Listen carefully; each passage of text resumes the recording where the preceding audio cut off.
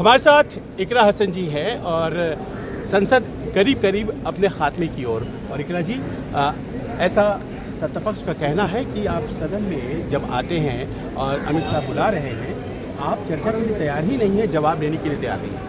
देखिए, हम लोग लगातार 17, 18, 20 दिन लगभग हो गए हैं। हम लोग रोज़ अमित शाह जी की पुकार लगा रहे हैं कि वो सदन में आएँ, वो जवाब दें, वो जिम्मेदारी लें, वो बताएं हमें कि किसके आदेश पर इतनी बर्बरता 20 जुलाई को हमारे देश के जो युवा हैं, जो बच्चे हैं, उनके ऊपर बरपी। तो लेकिन आज तक तो हमें दिखाई नहीं दिया अमित शाह जी। हालांकि कैंपस में आते हैं, यहाँ पर अपने दफ्तर भी जाते हैं, लेकिन पता नहीं क्यों संकोच कर रहे हैं सदन में आने से। आज उन्होंने चिट्ठी ज़रूर लिखी है, लेकिन मेरा मानना है अगर वो आ ही जाते तो इस पूरे विवाद पर पूर्ण विराम लग जाता।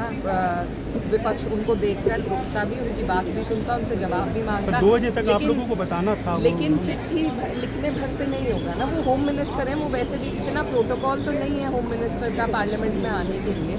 वो तो हर मुद्दे पर आकर जब जवाब भी किसी और को देना होता था। कई बार हमने देखा है ऑपरेशन सिंदूर के टाइम पर भी कि उन्होंने अलग से जवाब दिया है। तो जब वो हर चीज़ में इतना इन्वॉल्वमेंट रखते हैं, हमेशा आकर जवाब देते हैं, अब चिट्ठी लिख के परमिशन लेनी हमें पहले हमसे, फिर स्पीकर से, फिर आएंगे, इतना किस बात का डर है? क्या ऐसा गलत काम कर दिया है जो अब इतना संकोचित हो रहे हैं? तो अगर वो आ जाते तो सारे विवाद पर पूर्ण विराम लग के हम उनकी बात भी सुन लेते।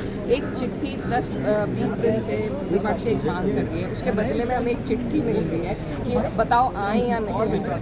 ये कोई तरीका नहीं है। वो आ जाते हैं, आकर अपनी बात रखते हैं, हम सब सुनते। ये तो हुई अमित शाह जी की बात। प्रधानमंत्री आजकल बहुत से रील बना रहे हैं और आपने देखा होगा कि उन्होंने कहा है नई जनरेशन को, जेन ज़ी को, कि आप बस इसमें इन्वॉल्व न रहें, मतलब सार्थक काम भी होते रहने चाहिए। उनका ये एक मंतव्य है।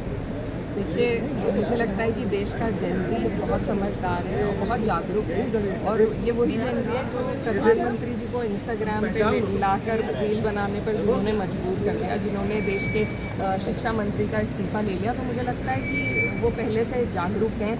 वो बस भाजपा की, मज़हब की लड़ाई, हिंदू मुस्लिम की लड़ाई, जात बिरादरी की लड़ाई में ना पड़ के अपने अधिकारों की लड़ाई मांग रहे हैं। इसलिए शायद उन्हें नसीहत मिल रही है। लेकिन हमें अपने देश के युवाओं पर, जेन ज़ी पर गर्व है कि उन्होंने जिस तरीके से इस पूरे आंदोलन का साथ दिया और आगे भी जिस तरीके से हमें उम्मीद है कि वो इस देश की व्यवस्था को सुधारने में अपना पूरा किरदार निभाएंगे।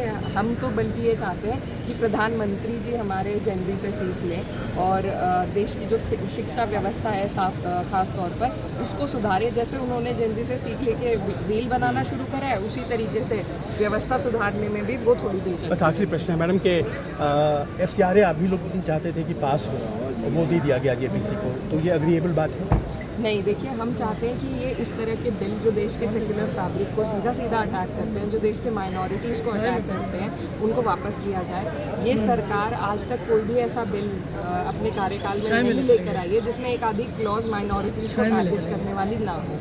तो ये सिर्फ और सिर्फ इन पे और कोई एजेंडा नहीं है। ये जवाब नहीं दे पा रहे हैं, इन पे चंदा चोरी का जवाब नहीं बन पा रहा है, इन पे 20 तारीख को जो बर्बरता हुई उसका जवाब नहीं बन पा रहा है। तो इन पे घूम फिर के यही मुद्दा बचता है कि आकर ये एक ऐसा शगुफा छोड़ दें जो माइनॉरिटीज़ को टारगेट करे और इस तरीके से जो हमारे संवैधानिक मूल्य हैं उनको तार पर रखकर देश नहीं चल सकता।